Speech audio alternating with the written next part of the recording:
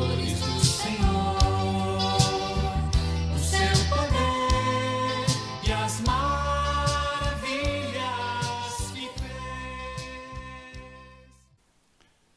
O que ouvimos e aprendemos, o que nos contaram os nossos pais. Eu saúdo toda a igreja na graça, na paz, na misericórdia do nosso Deus. Mais uma noite estamos aqui neste domingo para a honra e glória de Deus. Domingo 19/7 de 2020.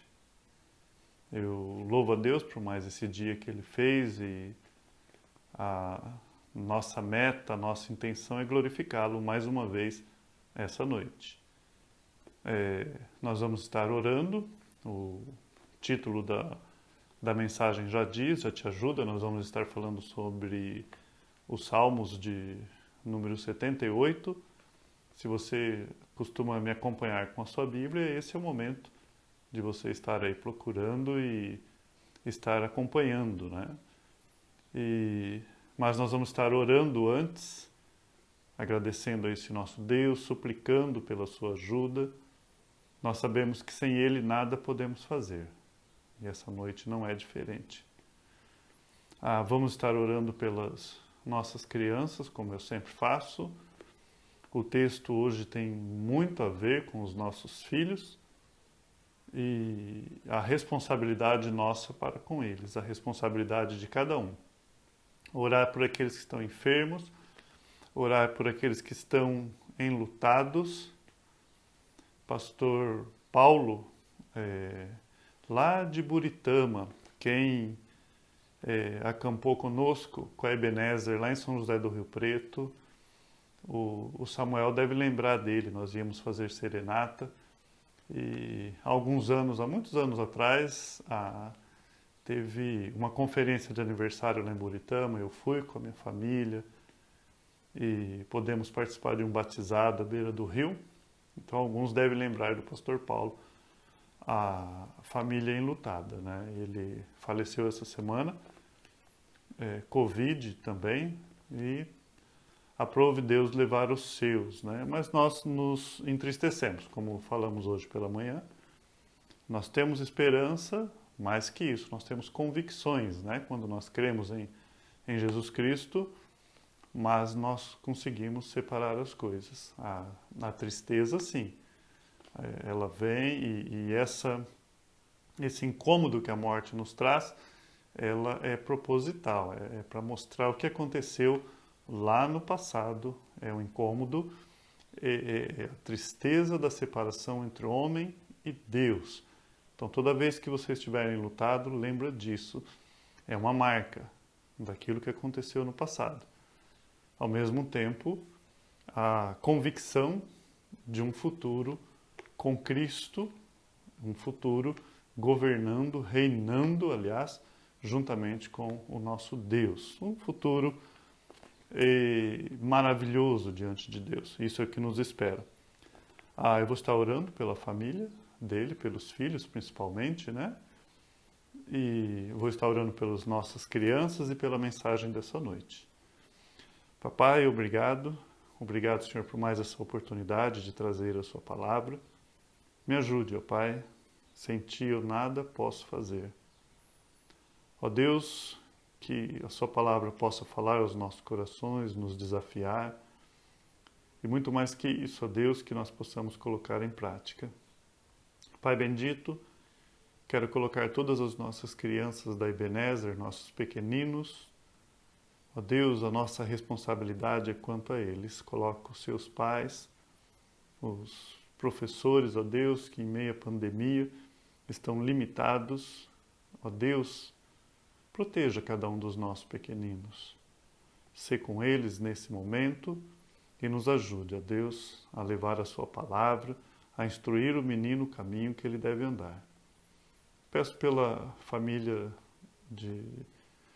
toda a família do pastor Paulo, um amigo que se foi, ó Deus, mais um.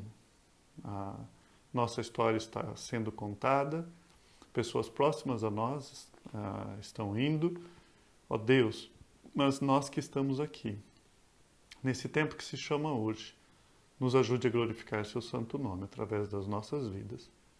Eu te peço, papai, por cada pessoa que está ouvindo, cada pessoa que vai ouvir, glorifique seu nome através das nossas vidas. Te peço em nome de seu Filho Jesus. Amém e amém. Quando nós lemos esse salmo, ou salmos, né, com S no fim, salmos de número 78, impossível nós ministrarmos ou ensinarmos ou pregar sobre esse salmo em apenas alguns minutos. Haja visto, ele é o segundo maior salmo da Bíblia. Mas dá para nós pegarmos aqui a essência do que Asaf está querendo passar para aqueles que um dia iriam ouvi-lo através daquilo que ele escreveu. A palavra de Deus, o Salmo 78, vou ler o verso 1 e 2, diz assim: Escutai, povo meu, a minha lei. Prestai ouvidos às palavras da minha boca. Abrirei os lábios em parábolas e publicarei enigmas dos tempos antigos. Asaf aqui, ele dá ênfase. Esse salmo didático de Asaf, ele começa desafiando aquelas pessoas a ouvirem. Duas palavrinhas de imediato aqui, quando nós aproximamos a nossa lupa, né? Quando nós tentamos entender o que ele estava querendo dizer, não apenas numa passada de olhos. A palavra publicarei, quando ele fala assim: escutai, povo meu, a minha lei, prestai ouvidos à palavra da minha boca. Prestai ouvidos, atentos, ouvi a palavra. Agora, quando ele fala assim, publicarei, esse termo aqui é o termo nabá. Nabá. O que significa isso?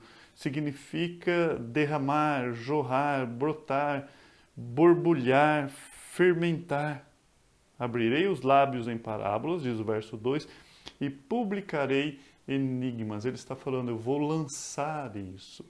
Ele chama aquelas pessoas a ouvirem ele, através da sua palavra. Nesse momento ele quer que os seus ouvintes e hoje os seus leitores, ele fala, olha, chega perto, eu vou jogar isso, eu vou derramar isso, eu vou borbulhar isso.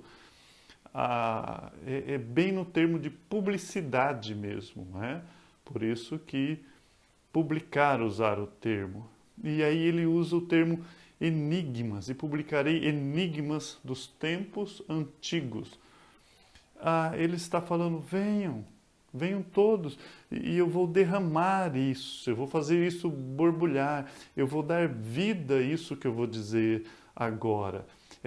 Essas questões perplexas, esses segredos, eu vou dizer a vocês. Então, o salmista, ele já põe ênfase na introdução daquilo que ele iria dizer a partir de agora. Ele não está apenas escrevendo por escrever, ele está abrindo o coração, desejoso de passar adiante aquilo que Deus o ensinou. E aí então ele lança o desafio. Ele fala, não tem que parar aqui, isso que eu vou dizer a vocês. O verso 3 e 4. O que ouvimos e aprendemos, o que nos contaram os nossos pais, não encobriremos aos nossos filhos, que é a música tão conhecida nossa, né, do Vencedores por Cristo. Se eu não me engano, acho que é deles, a original. O que ouvimos e aprendemos, o que nos contaram os nossos pais, não o encobriremos aos nossos filhos, ou a minha versão, aos seus filhos.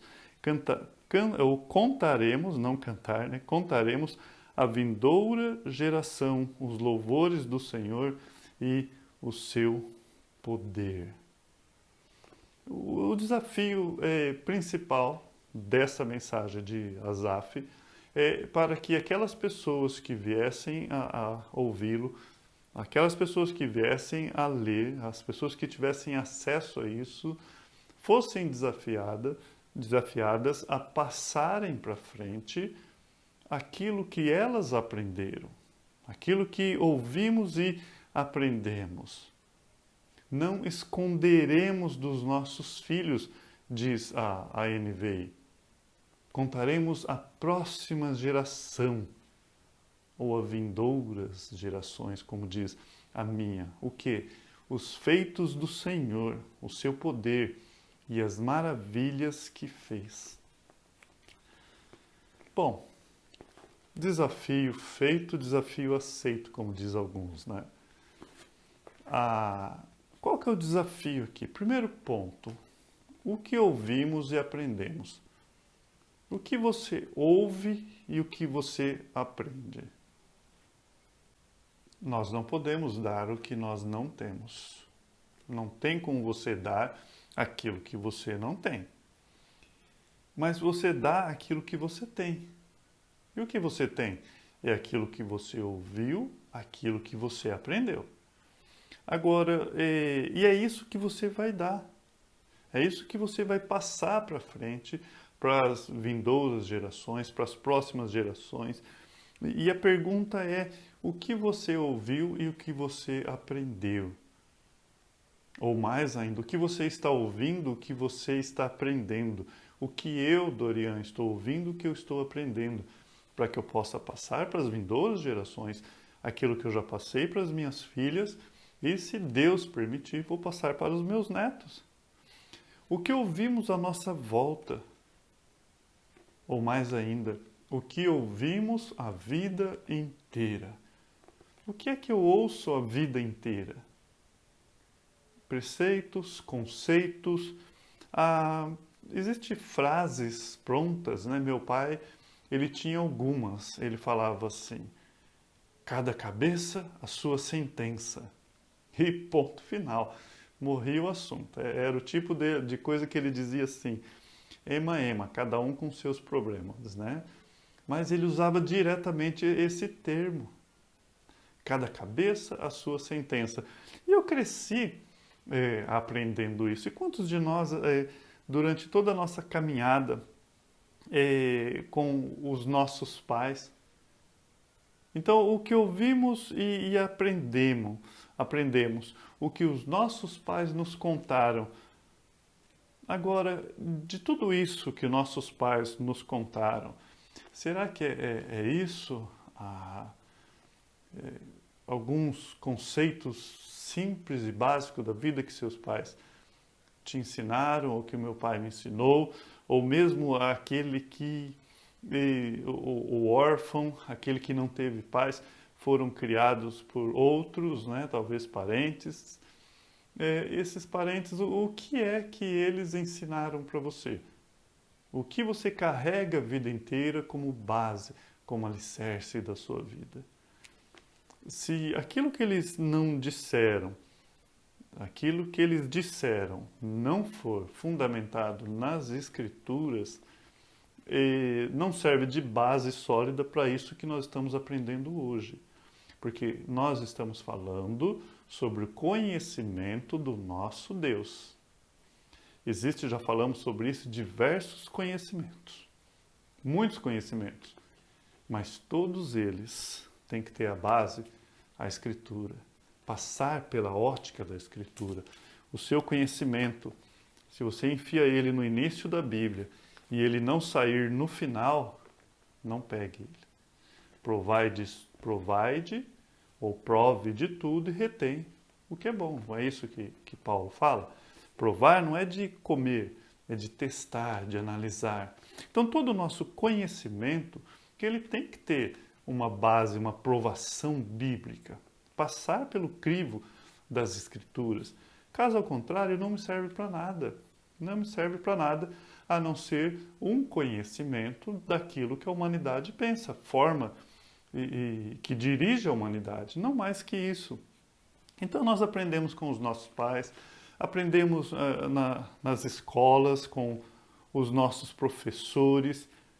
E a pergunta é: o que é relevante para nós passarmos para os nossos filhos? Segundo o salmista aqui, segundo a Escritura, o que ele está nos desafiando? O que é relevante?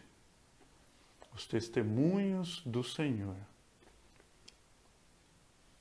Os testemunhos do Senhor, que é o que ele vai dizer no verso 5 ao 8. Vamos ler? Ele estabeleceu um testemunho em Jacó, instituiu uma lei em Israel e ordenou a nossos pais que o transmitisse a seus filhos. Ele quem? Deus. A fim de que a nova geração os conhecesse. Filhos que ainda hão de nascer, se levantasse e por sua vez os referissem aos seus descendentes, para que pusessem em Deus a sua confiança e não se esquecessem dos feitos de Deus, mas lhe observassem os mandamentos. E que não fossem como seus pais, geração obstinada, geração rebelde, geração de coração inconstante, em cujo espírito não foi fiel a Deus e cujo espírito não foi fiel a Deus. Primeiro ponto de destaque aqui. Então Asaf vem e ele está proclamando, ele fala de uma forma a convocar o povo, ele fala: eu vou derramar algo sobre vocês que é um ensinamento de quem é o nosso Deus, mas eu desafio vocês, aquilo que nós ouvimos e aprendemos, não fique para você, transmita aos seus filhos os testemunhos que foram dados a Jacó, a Israel, que é a mesma coisa, está falando ao povo de Deus. E Asaf fala: isso é uma ordenança do nosso Deus. Isso é uma ordenança. E ordenou os nossos pais que a fizessem conhecer a seus filhos. Então não é algo assim que eu devo passar desapercebido, quem dera talvez sobre um tempinho e eu vou falar com os meus filhos. Não, se você teme a Deus e se você é daquelas pessoas que fala assim: eu quero saber a vontade de Deus para a minha vida. Mais uma, né? Entre tantas que nós já aprendemos, mais uma vontade aí para você anotar. Deus deseja que você passe para os seus filhos aquilo que você aprendeu. Então, de quem é a responsabilidade? Segundo aqui a palavra de Deus. A responsabilidade é do governo. A responsabilidade é da escola. A responsabilidade é da igreja. De quem que é? Dos professores da escola dominical. A responsabilidade é da televisão, é da internet. E agora, pai, mãe, cuidador, eu digo a você uma coisa: a responsabilidade é minha, é sua. Eu quero que você diga aí nesse momento: a responsabilidade é minha. Quando você fala a responsabilidade é nossa, fica meio que genérico. É minha, pai. A mãe é minha, mãe. Não é dos avós, não são dos tios, não são dos parentes mais próximos que possam ser, ou então do vizinho mais achegado. Não é. A responsabilidade da educação dos seus filhos é sua. Se não há nada de força maior que o impeça, você está fazendo isso, e você não está fazendo, tem nome, é negligência, negligenciar aquilo que Deus ensinou que nós devemos fazer. E numa hierarquia aí, a maior responsabilidade é minha, é do pai. Dentro da instituição chamada família, da forma como Deus fez, quem ele vai pedir contas da família é o pai. É o pai quem deve liderar, é o pai quem deve nutrir a família, organizar, ver o bem-estar espiritual da esposa, dos filhos, é o pai. Na falha deste, a mãe acaba assumindo. E normalmente, se na sua casa é a esposa que está chamando o marido para a escola dominical, já está aí desobedecendo princípios que o próprio Deus estabeleceu. Se na questão espiritual você está ouvindo muito a palavra vamos, tem algo errado. Porque você quem deveria estar falando vamos. Sou eu quem levanto mais cedo na minha casa, agora não mais, que minhas filhas casaram, e acordo minhas filhas para ir na escola dominical. Filhas, bom dia. Acordo minha esposa. A responsabilidade é nossa.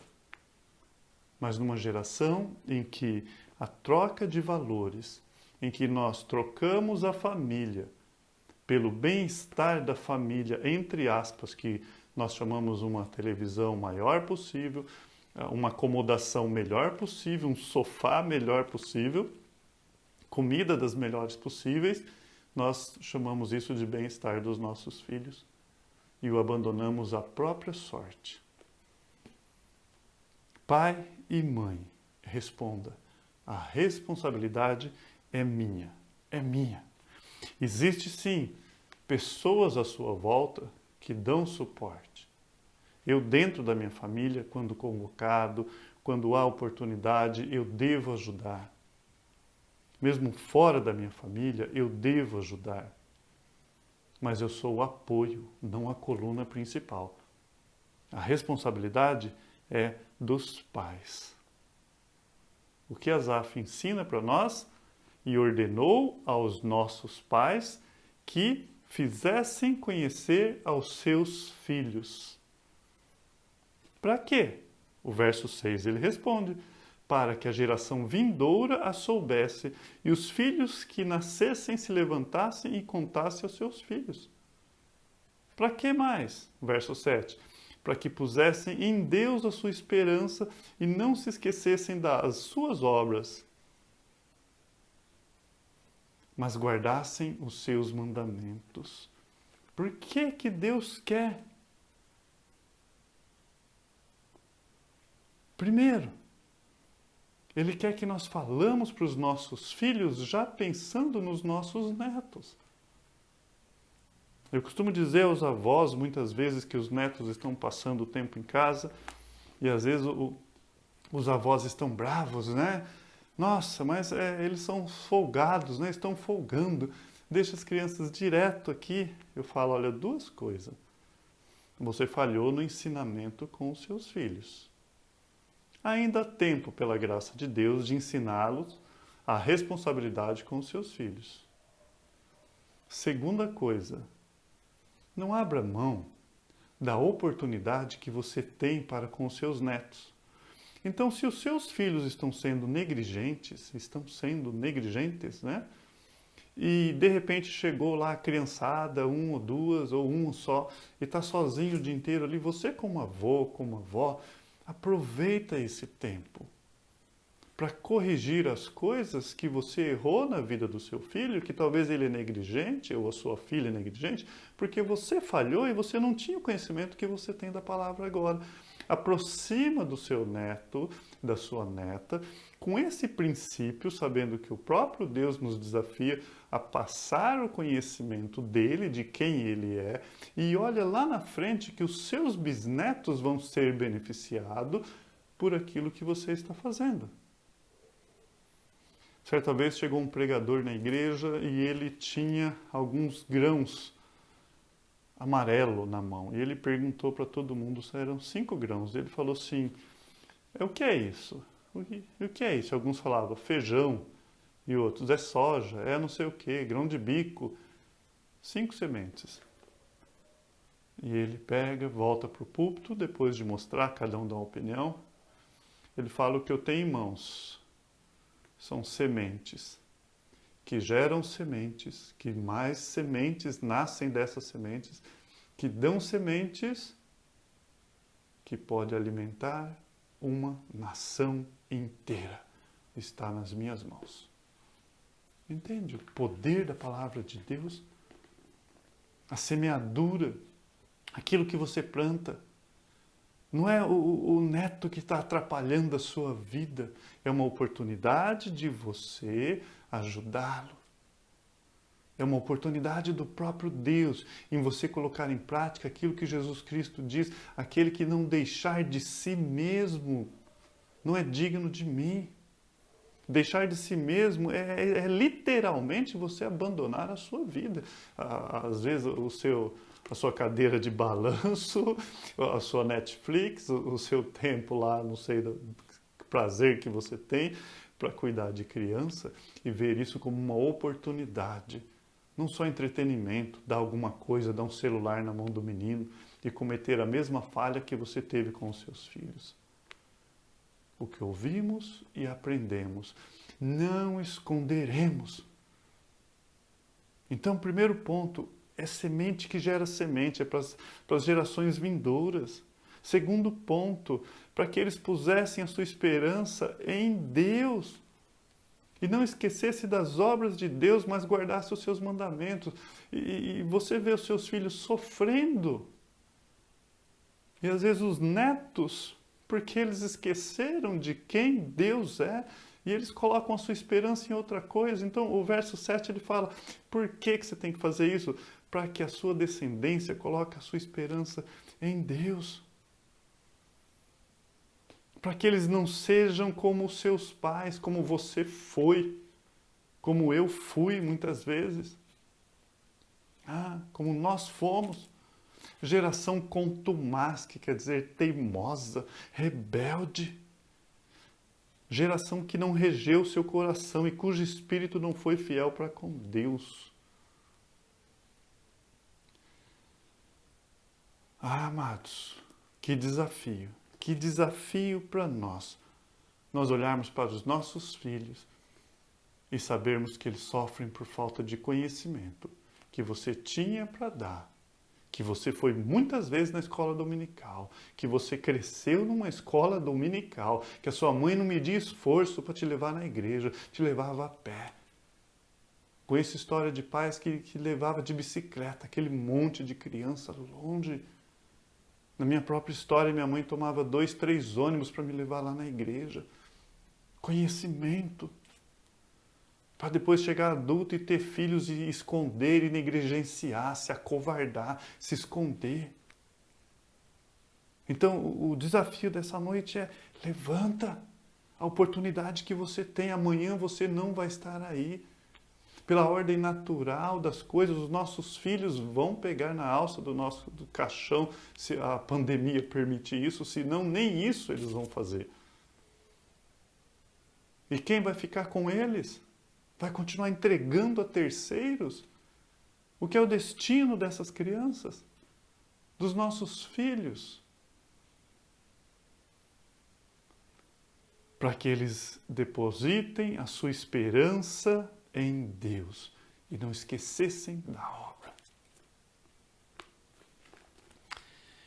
Às vezes eu estou fazendo coisas que não tem muito sentido, mas eu sei que quando eu for embora, ainda morto, aquilo que eu faço vai falar. É o autor de Hebreus falando pela fé. Tudo aquilo que tem assim, poder eterno, tem influência, peso eterno, é tudo aquilo que você pode dizer pela fé. Aquilo que nós fazemos pela fé tem um peso. E mesmo depois de morto, fala. Eu não gosto de falar da minha mãe, que logo eu começo a chorar. Porque tantos exemplos que ela me deixou. E mesmo assim, um Dorian rebelde, contumaz, como a palavra de Deus diz. Mas mesmo depois da ida dela, ela está com o Senhor. Mesmo depois da morte da minha mãe, eu olho para trás. O que eu estou deixando para os meus filhos? Qual legado eu deixo? E agora vamos avançar um pouquinho mais. Para esses ouvintes, para esses que estavam de imediato tendo acesso às palavras de Asaf, era a realidade da vida deles. Porque se você vai ler agora, ele vai dar continuidade, ele vai falar no verso 12, 11, 12, 10, por exemplo, nós falamos que eles não aguardaram, eles não guardaram a aliança de Deus, não quiseram andar na sua lei, esqueceram-se das suas obras, das suas maravilhas que lhes mostrara, prodígios fez na presença dos seus pais na terra do Egito, no campo de Zoã, dividiu o mar, e aí ele vai contando toda aquela história que nós já sabemos, né? Agora, no ouvido desses primeiros leitores, era bem real, era a história deles.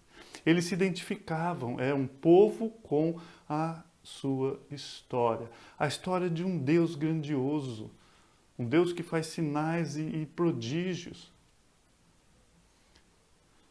Mas algo que eu quero que você aprenda essa noite. O que soava no ouvido dessas pessoas não deve ser diferente nos nossos ouvidos, porque nós fazemos parte desse povo. Quando olhamos a história da redenção, você vê a vinda do Senhor Jesus Cristo, ali no tempo exato de Deus, e tudo que aconteceu antes para que Ele viesse e que para chegasse até você, você faz parte dessa história também. Quem dera essa fosse a nossa realidade. Quem dera todos nós tivéssemos isso no coração. Quando abrisse as Escrituras, você se visse ali, enxergasse ali e pudesse entender isso.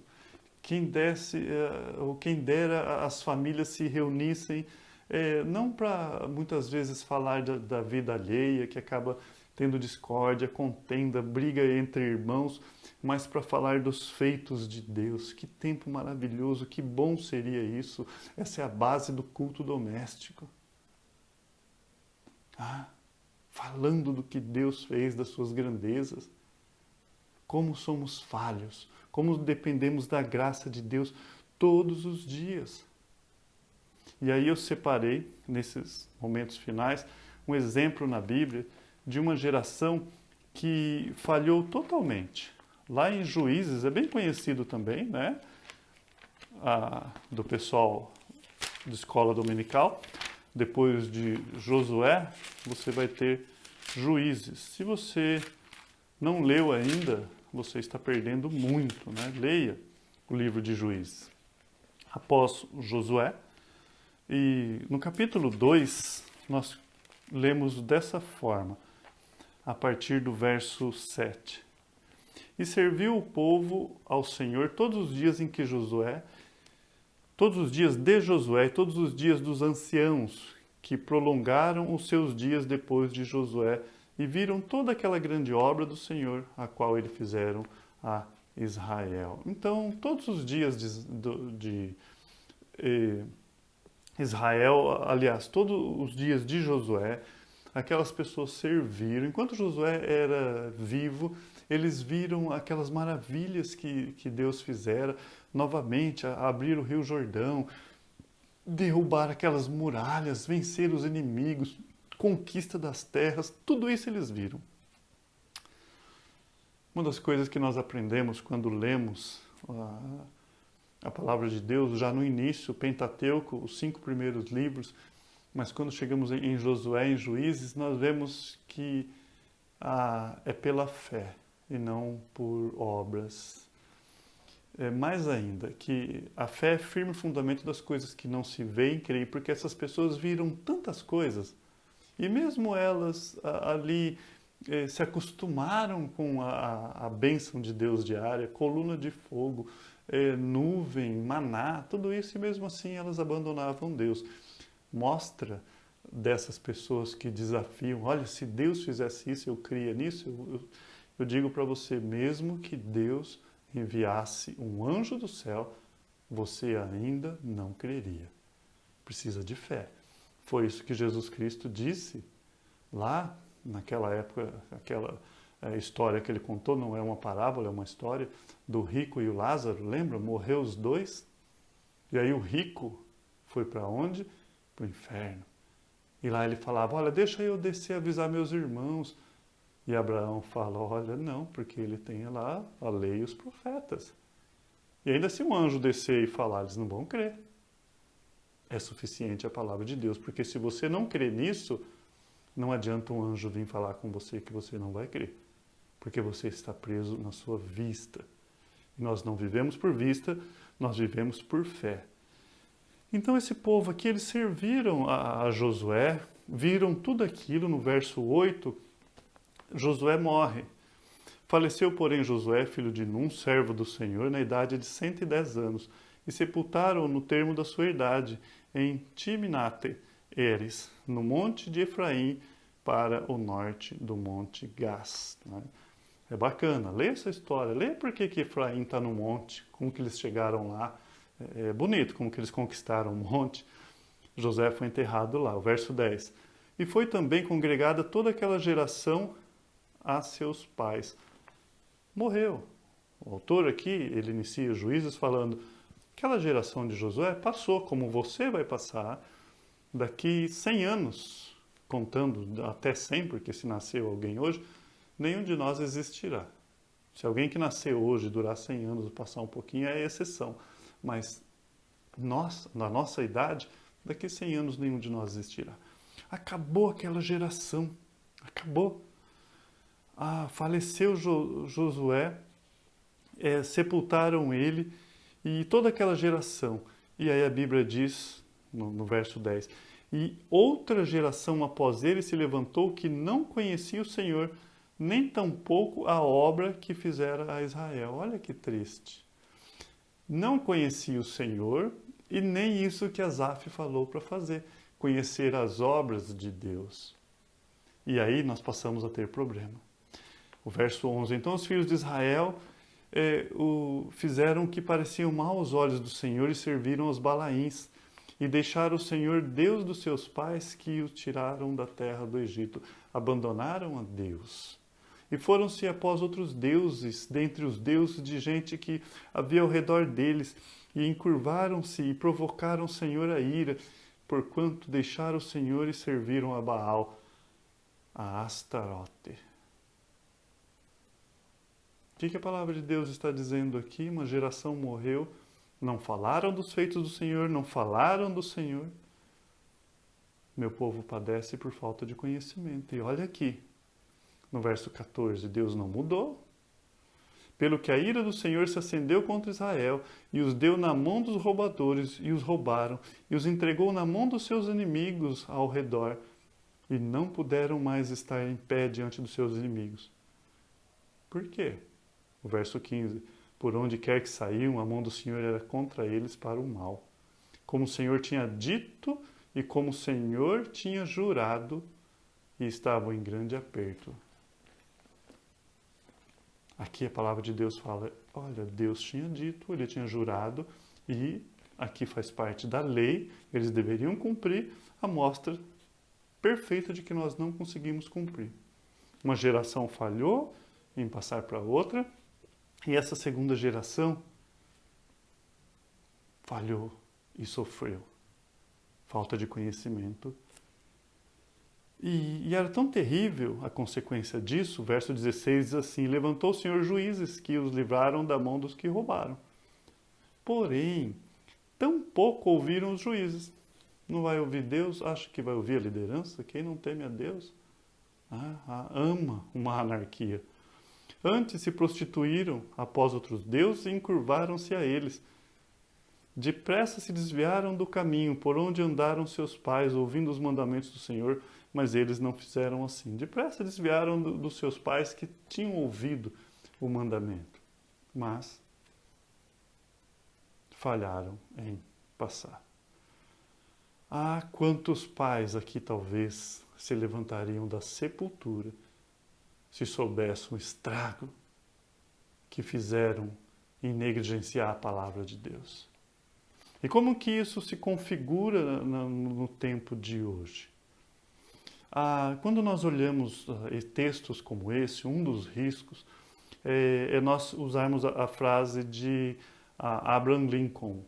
É incerto se veio dele ou se ele pegou de alguém.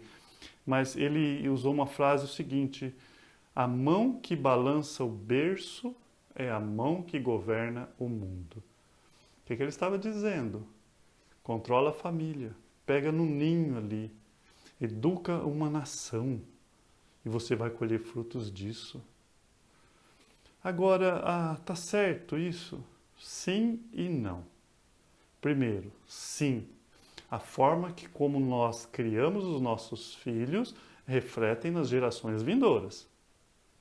Paulo fala lá a Timóteo, como a sua avó Lloyd, lembra? Apontando, refletindo em Timóteo? Sim. O que nós fazemos reflete. E não. A mão que governa o mundo sempre será a de Deus. A de Deus.